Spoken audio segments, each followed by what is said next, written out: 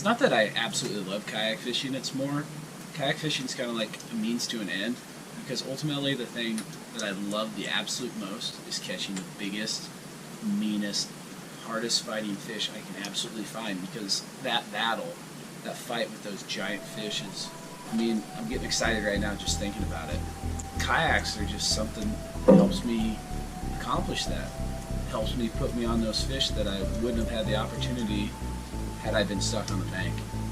Things that I look for when I'm looking for a kayak, number one for me, stability, because when I hook one of those big fish that's fighting and running hard, I want to be able to focus as much on the fight as I absolutely can, because at any given time, if you have a lapse in concentration, that gives that fish an opportunity to throw that hook, to wrap you around a log, to get you on a piece of structure that, had you been paying attention, would have never happened.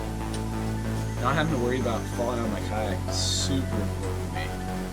I also needed a kayak that not only was stable, but was light for its width. There's a lot of kayaks out there that are very, very stable, but the total weight of the boat itself was a major turnoff, because a lot of kayaks that are big and stable are well over 100 pounds, and find a boat that isn't just under 100 pounds but substantially under 100 pounds was extremely important, because there's lots of times I'm putting it in places that don't have boat ramps, places that the banks are straight up and down, and I got to be able to not only put that kayak in there, but take that kayak out there, and every single pound, every single ounce adds up when you're dragging your boat straight up and down the bank.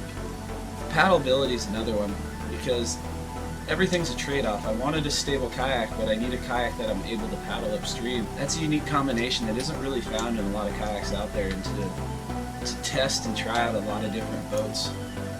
Once I finally found one that really met those demands for me, it made the whole fishing experience that much more enjoyable.